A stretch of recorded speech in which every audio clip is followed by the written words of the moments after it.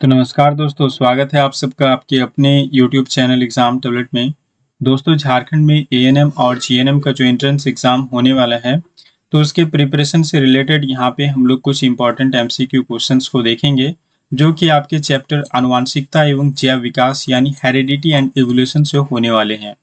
दोस्तों, यहाँ पे मैंने जितने भी एमसीक्यू क्वेश्चंस सेलेक्ट किए हैं, ये सारे के सारे एनसीईआरटी किताब से ही मैंने पढ़ के सेलेक्ट किए हैं और जो इम्पोर्टेंट मुझे पॉइंट्स लगे हैं, उनसे मैंने एमसीक्यू क्वेश्चंस बनाने का प्रयास किया है। दोस्तों, यहाँ पे हेरिडिटी की बात करें तो देखिए हेरिडिटी क्या होता है।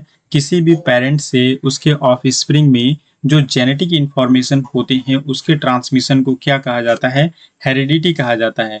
मतलब किसी माता पिता से उसके बच्चे में जो जेनेटिक इंफॉर्मेशन होती है, जो आनुवांशिक जानकारियां होती है, उसके ट्रांसमिशन को क्या कहते हैं, हेरिडिटी कहते हैं। इवोल्यूशन की बात करें तो इवोल्यूशन किसे कहते हैं, ये किसी एक पॉपुलेशन में यानी किसी खास ऑर्गेनिज्म के पॉपुलेशन में ओवर टाइम पीरियड अगर किसी एक समय अंतराल के बाद उसमें कुछ चेंजेस आते हैं, तो इसको क्या कहा जाता है, इसको इवोल्यूशन कहा जाता है। और जो भी चेंजेस आते हैं वो उस ऑर्गेनिज्म के लिए बेनिफिशियल होते हैं, उस इन्वायरमेंट में जिंदा रहने के लिए।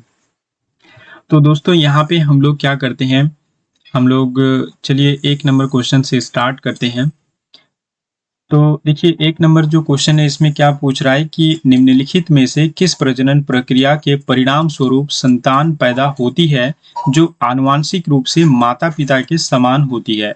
विच of the following reproductive process results in offspring that are genetically identical to the parent. तो देखिए यहाँ पे पूछ रहा है कि इसमें से कौन सा ऐसा जो आपका प्रजनन का प्रक्रिया है, जो रिप्रोडक्शन का प्रोसेस है, कौन सा ऐसा प्रोसेस है जिसमें क्या होता है कि जो ऑफस्प्रिंग होते हैं, मतलब जो संतान पैदा होते हैं, वो माता पिता के समान होते हैं, आनुवांशिक रूप से आइडेंटिकली क्या होते हैं, पेरेंट्स के क्या होते हैं, जेनेटिकली आइडेंटिकल होते हैं पेरेंट्स से।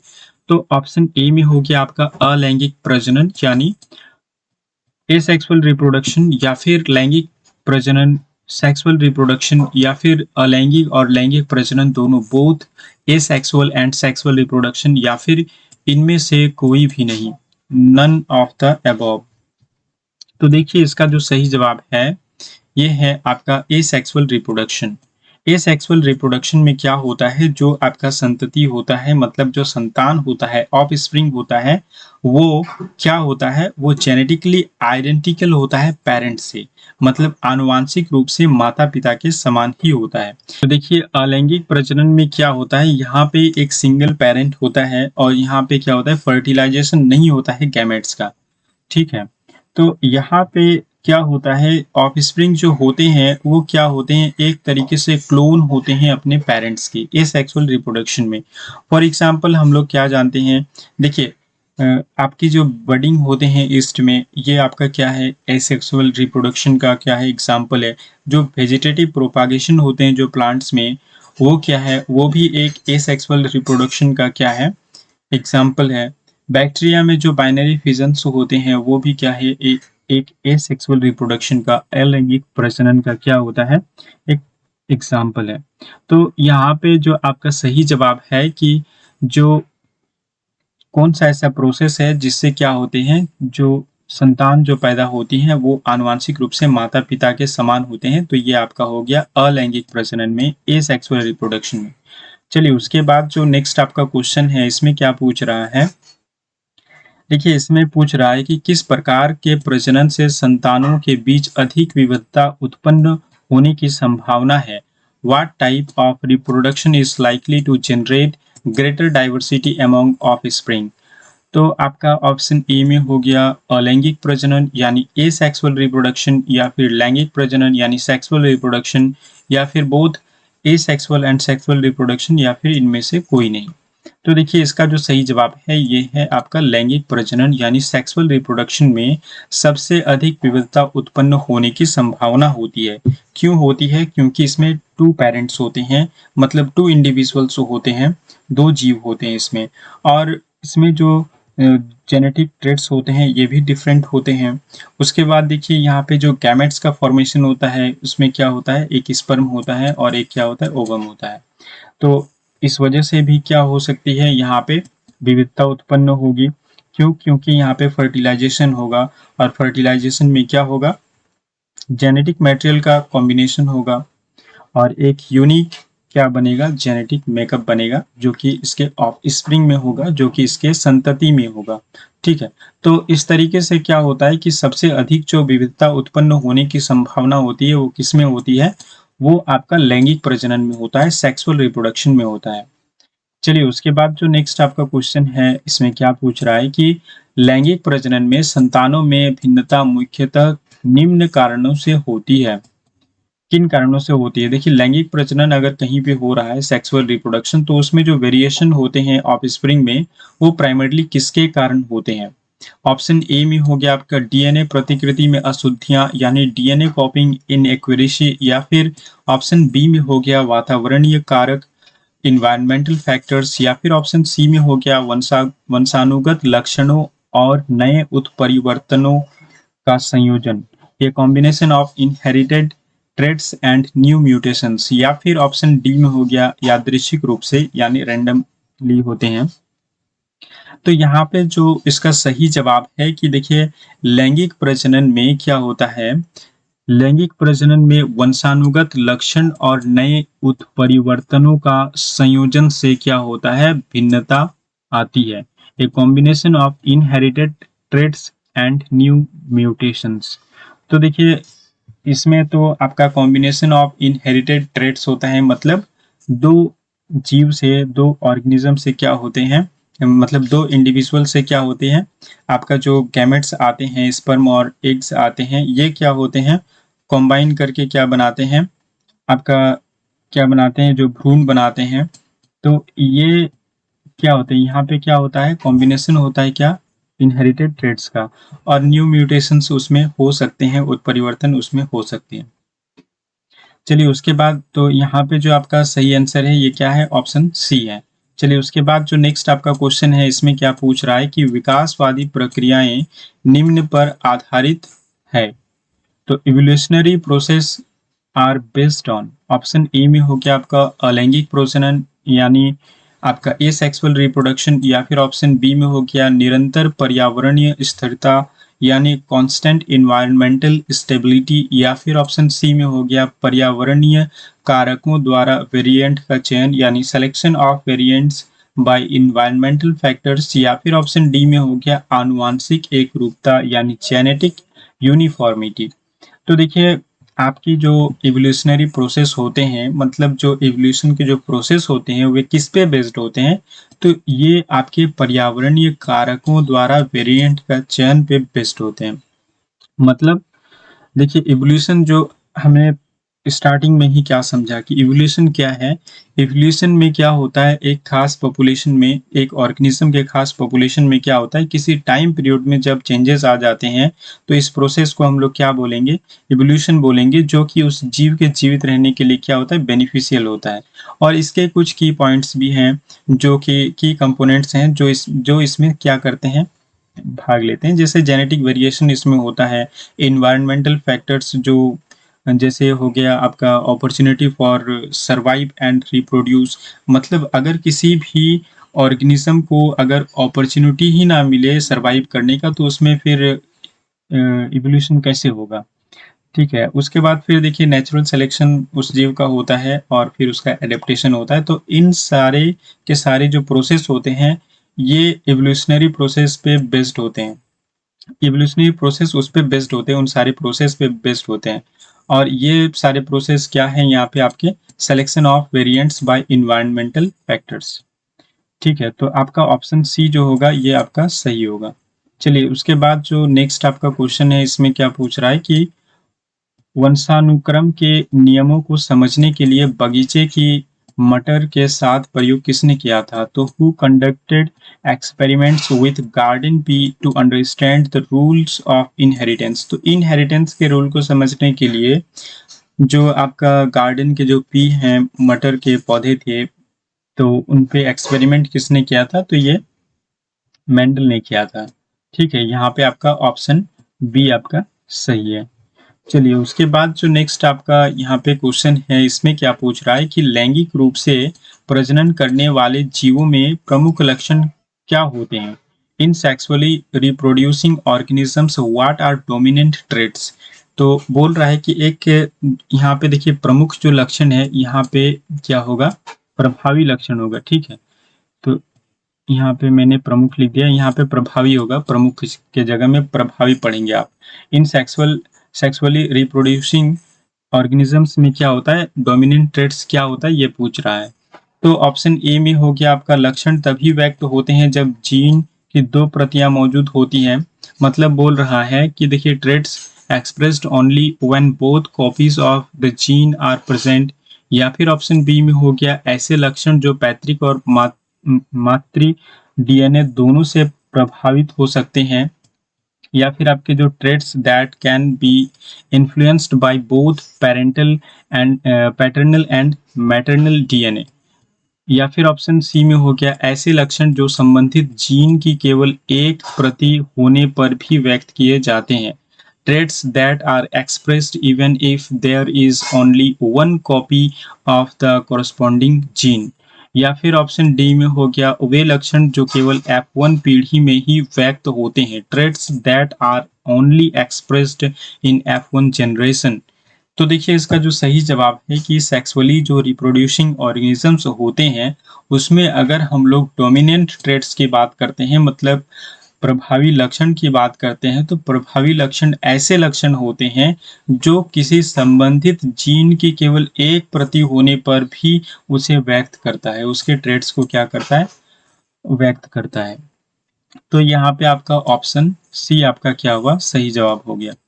चलिए उसके बाद जो नेक्स्ट आपका क्वेश्चन है, इसमें क्या पूछ रहा है कि किस प्रकार के लक्षणों को व्यक्त करने के लिए जीन की दोनों प्रतियों की आवश्यकता होती है?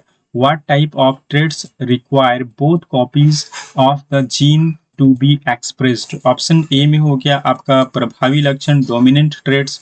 या फिर ऑप्शन बी में हो गया अप्रभावी लक्षण यानी रेसेसिव ट्रेट्स। या फिर ऑप्शन सी में हो गया मध्यवर्ती लक्षण इंटरमीडिएट ट्रेट्स। या फिर ऑप्शन डी में हो गया वंशागत लक्षण यानी इनहेरिटेड ट्रेट्स। तो देखिए यहाँ पे होता क्या है, इसका जो सही जवाब है ये है अप्रभावी लक्षण। यानी किसी भी अप्रभावी लक्षण को प्रदर्शित होने के लिए, मतलब एक्सप्रेस होने के लिए, फिनोटाइप में दिखने के लिए क्या होता है, इसके दोनों जो प्रतियां होती हैं जिनकी, ये रहना क्या होता है, अनिवार्य होता है, नहीं तो फिर ये आपको एक्सप्रेस नहीं होगा। तो अप्रभावी में जैसे अगर यहाँ पे मान ली फॉर एग्जाम्पल, तो जैसे मेंडल ने जो यहाँ पे मटर के पौधे के लिए यूज़ किया था अप्रभावी लक्षण, जैसे स्मॉल टी यूज़ किया था लंबाई के लिए, तो जब तक ये दोनों स्मॉल टी यहाँ पे नहीं होगा किसी भी पौधे में, तो वो तब तक क्या होगा, बौना नहीं दिखेगा। अगर उसमें मान लीजिए एक कैपिटल टी होता है और एक स्मॉल टी होता है, तो इसमें क्या होगा, जो प्रभावी लक्षण है ये क्या है, कैपिटल टी है, लंबाई जो है ये प्रभावी है यहाँ पे, तो ये एक्सप्रेस हो जाएगा, ये पौधा कैसा दिखेगा, लंबा दिखेगा। लेकिन अप्रभावी जो लक्षण है यानी जो बौने का जो लक्षण है पौधे में, तो इसको एक्सप्रेस करने के लिए क्या होना चाहिए, यहाँ पे both copies of the gene क्या होना चाहिए, प्रेजेंट होना चाहिए। ठीक है, मतलब दोनों यहाँ पे स्मॉल टी प्रेजेंट होना चाहिए। ठीक है, तो चलिए उसके बाद जो नेक्स्ट आपका क्वेश्चन है, इसमें क्या पूछ रहा है कि आनुवांशिकता के नियम उस प्रक्रिया को निर्धारित करते हैं जिसके द्वारा the rules of heredity determine the process by which. Option A में हो गया आपका traits and characteristics are reliably inherited. लक्षण और विशेषताएं विश्वसनीय रूप से क्या होती हैं, वंशानुगत होती हैं, मतलब इनहेरिटेड होती हैं। जो भी ट्रेड्स और कैरेक्टरिस्टिक्स किसी ऑफस्प्रिंग में होती हैं, इसके यहाँ पे बात की जा रही है। तो यहाँ पे जो आपका सही जवाब है यही ऑप्शन ए है कि आनुवांशिकता के नियम उस प्रक्रिया को निर्धारित करते हैं जिसके द्वारा क्या होते हैं, जो ट्रेड्स और कैरेक्टरिस्टिक्स होते हैं वो क्या होते हैं, रिलेबली क्या होते हैं, इनहेरिटेड होते हैं पेरेंट से किसी ऑफस्प्रिंग में। ठीक है, चलिए उसके बाद जो नेक्स्ट आपका क्वेश्चन है इसमें क्या पूछ रहा है कि आनुवंशिकता के संदर्भ में प्रभावी लक्षण से हमारा क्या तात्पर्य है? तो प्रभावी लक्षण किसको बोलते हैं? वे लक्षण जो जीन की एक प्रति होने से भी क्या होते हैं? ये एक्सप्रेस होते हैं। Traits that are expressed even with a single copy of the gene. चलिए उसके बाद जो नेक्स्ट आपका क्वेश्चन है इसमें क्या पूछ रहा है कि बगीचे की मटर के साथ मेंडल के प्रयोगों से पता चला कि लंबे और छोटे पौधों की F1 पीढ़ी। तो यहाँ पे जो मेंडल ने एक्सपेरिमेंट किए मटर के पौधे के साथ, तो यहाँ पे F1 पीढ़ी में F1 जनरेशन में क्या पता चला? Mendel's experiment with garden P showed that the F1 generation of tall and short plants. तो देखिए यहाँ पे क्या हुआ, टॉल प्लांट्स जिन F1 पीढ़ी में जिसको लिया वो क्या हो गया, दोनों क्या थे, टॉल में कैपिटल टी दोनों यहाँ पे थे, प्रभावी लक्षण थे, और जो शॉर्ट में लिए उन्होंने क्या किया, ये स्मॉल टी लिया। तो देखिए यहाँ पे जब इसका ये हुआ, इसमें जो संतति पैदा हुआ तो इसमें क्या हुआ देखिए, तो यहाँ पे आपको एक आया क्या, कैपिटल टी और एक स्मॉल टी, फिर यहाँ पे क्या आया, एक कैपिटल टी और स्मॉल टी, फिर यहाँ पे भी आपके क्या आए, ये कैपिटल टी और स्मॉल टी, और यहाँ पे भी आपको क्या हुआ, कैपिटल टी और स्मॉल टी। इस तरीके से देखिए आपको जो यहाँ पे F1 जनरेशन में जितने भी यहाँ पे पौधे हुए वो कैसे हुए, सारे के सारे लंबे हुए। क्यों? क्योंकि देखिए आपको टी जो है कैपिटल टी यहाँ पे डोमिनेंट है, टॉल का जो यहाँ पे जीन है, एलील जो है इसको एक्सप्रेस कर रहा है जो कैपिटल टी। तो यहाँ पे सारे के सारे पौधे क्या हुए आपके, केवल लंबी संतानें पैदा की। ठीक है, produced only tall offspring. तो यहाँ पे केवल लंबे ही पौधे क्या हुए, F1 जनरेशन में हुए।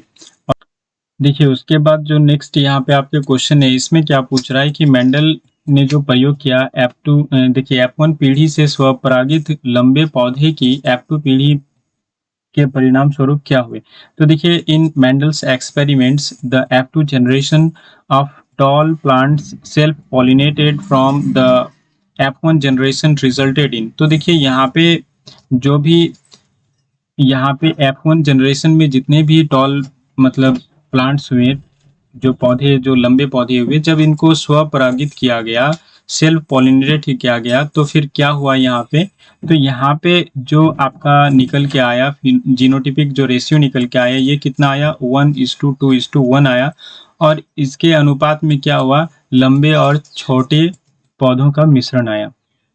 तो जब आप इसको देखिए स्वपरागित कीजिएगा तो यहाँ पे आपको क्या आएगा, एक आएगा कैपिटल टी, दोनों कैपिटल टी आएगा एक, ठीक है यहाँ पे, और एक देखिए आपका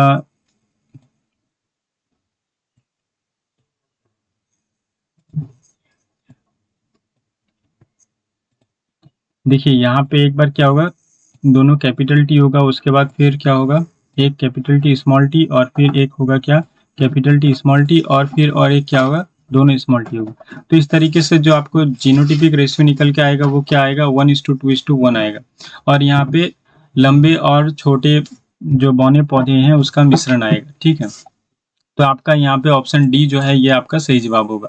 चलिए उसके बाद जो नेक्स्ट आपका क्वेश्चन है इसमें क्या पूछ रहा है कि मेंडल के प्रयोगों में टी जैसे लक्षण जो जीन की केवल एक प्रति की उपस्थिति में व्यक्त होते हैं क्या कहलाते हैं। तो इसको क्या कहा जाता है, इसको डोमिनेंट ट्रेट्स कहा जाता है, यानी प्रभावी लक्षण कहा जाता है। ठीक है, जिसके एक ही जीन जो रहेंगे, एक ही जीन की प्रति रहेगी, उसमें ही क्या होता है, ये व्यक्त करते हैं उस लक्षण को। तो इसको क्या कहा जाता है, प्रभावी लक्षण कहा जाता है। चलिए उसके बाद जो नेक्स्ट आपका क्वेश्चन है इसमें क्या पूछ रहा है कि किसी जीव में किसी गुण को नियंत्रित करने वाले कारकों के संयोजन को क्या कहा जाता है। देखिए बोल रहा है the combination of factors controlling A trait in an organism is called. तो इसको जीनोटाइप या फिर फिनोटाइप या फिर एलील या फिर क्रोमोसोम कहा जाता है। तो इसको देखिए क्या कहा जाता है, इसको जीनोटाइप कहा जाता है। जैसे जो उसका जीनोटाइप रहता है वही क्या करता है, उसके गुण को क्या करता है, कंट्रोल करता है। ठीक है, चलिए उसके बाद जो नेक्स्ट आपका क्वेश्चन है यहाँ पे, उसमें क्या बोल रहा है कि लैंगिक रूप से प्रजनन करने वाले जीवों में जनन कोशिकाओं में जीन के कितने सेट होते हैं। तो यहाँ पे जीन के कितने सेट होते हैं, आपके 1 सेट होते हैं। लैंगिक प्रजनन जो करते हैं in sexually reproducing organisms, how many sets of gene do germ cells have. तो जर्म सेल्स में कितना होते हैं, 1 सेट होते हैं। ठीक है, चलिए उसके बाद जो नेक्स्ट आपका क्वेश्चन है, इसमें क्या पूछ रहा है कि डीएनए का वह भाग जो एक प्रोटीन के लिए जानकारी प्रदान करता है कहलाता है। तो यहाँ पे क्वेश्चन क्या पूछ रहा है कि the section of DNA that provides information for one protein is called. तो इसको क्या कहा जाता है, इसको एक जीन कहा जाता है। ठीक है, तो चलिए उसके बाद जो नेक्स्ट यहाँ पे आपके क्वेश्चन है, इसमें क्या पूछ रहा है कि अलैंगिक प्रजनन में लक्षणों की वंशागति में विभिन्नता किसके द्वारा होती है। Difference in inheritance of traits in asexual reproduction occurs through. तो एसेक्सुअल रिप्रोडक्शन में अगर कोई भी इसके वंशागति में कोई भी विभिन्नता आती है तो फिर वो किसके कारण आती है। ऑप्शन ए में हो गया डीएनए कॉपिंग इनएक्यूरेसी, या फिर ऑप्शन बी में हो गया एनवायरमेंटल फैक्टर्स के कारण, या फिर the combination of genetic material from 2 parents, या फिर ऑप्शन डी में हो गया the transfer of traits from 1 parent to offspring. तो इसका जो सही जवाब है ये है आपका ऑप्शन ए। यहाँ पे अगर डीएनए कॉपिंग में कोई इनएक्यूरेसी आती है तो फिर अलैंगिक प्रजनन में क्या होगा, वंशागति में जो लक्षण ऑफस्प्रिंग में जाएंगे उसमें क्या होगी, उसमें विभिन्नता होगी। चलिए उसके बाद जो नेक्स्ट आपका क्वेश्चन है, इसमें क्या पूछ रहा है कि कुछ जानवरों में जैसे कुछ सरीसृपों में क्या होता है कि विकासशील जानवरों का लिंग कौन निर्धारित करता है। In some animals such as certain reptiles what determines the sex of the developing animals. तो ऑप्शन ए में हो गया आपका the gene inherited from parents, जो जीन इनहेरिटेड हुए होंगे पेरेंट्स से आए होंगे वो जीन, या फिर इन्वायरमेंटल क्यूज पार्टिकुलरली टेम्परेचर, यानी जो वातावरणीय जो घटक होते हैं, कारक होते हैं, जैसे आपका टेम्परेचर हो गया पार्टिकुलरली मुख्य रूप से, या फिर ऑप्शन सी में हो गया आपका the type of food available, या फिर जिस टाइप के वो फूड उनको मिलता है, या फिर ऑप्शन डी में हो गया द प्रेजेंस ऑफ प्रेडेटर, या फिर जो प्रेडेटर उस टाइम में प्रेजेंट होते हैं उसके। तो यहाँ पे जो आपका सही जवाब है ये हो गया आपका environmental cues particularly temperature. Particularly temperature इसलिए क्योंकि बहुत सारे जो कुछ सरीसृप जो होते हैं वो क्या होते हैं, टेम्परेचर डिपेंडेंट सेक्स डिटर्मिनेशन की घटना को यहाँ पे दर्शाते हैं।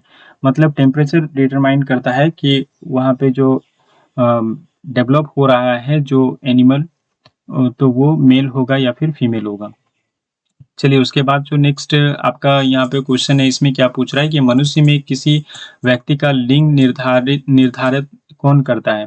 What determines the sex of an individual in human beings. Option A में हो गया आपका the genes inherited from parents, या फिर ऑप्शन बी में हो गया द टेम्परेचर ड्यूरिंग प्रेगनेंसी, या फिर ऑप्शन सी में हो गया the type of food consumed during pregnancy, या फिर ऑप्शन डी में हो गया the mother's health during pregnancy. तो इसका जो सही जवाब है यहाँ पे ये क्या है, ऑप्शन ए में जो है the gene inherited from parents. मतलब जो जीन पेरेंट्स से इनहेरिट किए होंगे वही यहाँ पे मनुष्यों में क्या करता है, लिंग का निर्धारण करता है। ऑप्शन बी, ऑप्शन नेक्स्ट आपका क्वेश्चन में हो गया आपको महिलाओं में लिंग गुणसूत्र विन्यास क्या होता है। What is the sex chromosome configuration in women. तो ऑप्शन ए में हो गया आपका XX, या फिर ऑप्शन बी में हो गया XY, या फिर ऑप्शन सी में हो गया YY, या फिर ऑप्शन डी में हो गया X। तो इसका जो सही जवाब है ये है आपका XX क्रोमोसोम होता है महिलाओं के लिंग गुणसूत्र में, और पुरुष में क्या होता है, मेल में क्या होता है, XY होता है। चलिए उसके बाद जो नेक्स्ट आपका क्वेश्चन है, इसमें क्या पूछ रहा है कि मानव प्रजनन में बच्चे का लिंग कौन निर्धारित करता है। What determines the sex of the child in human reproduction। तो ये कौन निर्धारित करता है, ये निर्धारित करता है X या फिर Y क्रोमोसोम, जो कि इनहेरिटेड होते हैं कहाँ से, फादर से। तो क्योंकि देखिए जो फीमेल होती है उसमें क्या होता है, उसमें XX क्रोमोसोम्स होता है। तो यहाँ पे फादर से जो इनहेरिट होते हैं जो X या फिर Y क्रोमोसोम, यही डिटरमाइन करते हैं कि जो बच्चा होगा वो मेल होगा या फिर फीमेल होगा। चलिए उसके बाद जो नेक्स्ट आपका क्वेश्चन है, इसमें क्या पूछ रहा है कि मनुष्य में लिंग गुणसूत्रों को छोड़कर कितने जोड़े गुणसूत्र पाए जाते हैं। मतलब अगर हम लोग सेक्स क्रोमोसोम को एक्सक्लूड कर दें तो जो ह्यूमंस होते हैं उसमें कितने जोड़े क्रोमोसोम्स यहाँ पे पाए जाते हैं। तो इसका जो सही जवाब है ये है आपका 22। तो देखिए इंसानों में सेक्स क्रोमोसोम को छोड़कर 22 क्रोमोसोम्स पाए जाते हैं जिसको ऑटोसोम्स कहा जाता है। और सेक्स क्रोमोसोम में जो आते हैं, जैसे फीमेल में क्या होते हैं, XX होते हैं, 1 पेयर होते हैं, और जो मेल होते हैं उसमें 1 पेयर क्या होते हैं, XY होते हैं। ठीक है, तो इसका जो यहाँ पे सही जवाब है कि अगर लिंग गुणसूत्र को छोड़ दें तो यहाँ पे कितने होते हैं, यहाँ पे 22 जोड़े क्या होते हैं, ऑटोसोम्स होते हैं। दोस्तों इस वीडियो का सेकंड पार्ट भी आएगा और बहुत सारे क्वेश्चंस अभी इसमें बाकी हैं। तो दोस्तों वीडियो को अंत तक देखने के लिए बहुत बहुत धन्यवाद, और वीडियो को लाइक करें, शेयर करें, और अगर आप हमारे इस चैनल में नए व्यूअर हैं तो हमारे इस चैनल को जरूर सब्सक्राइब कर लीजिए और बेल आइकन को भी प्रेस कर लीजिए ताकि मैं जब भी वीडियो अपलोड करूं तो सबसे पहले इसका नोटिफिकेशन आपको मिल पाए।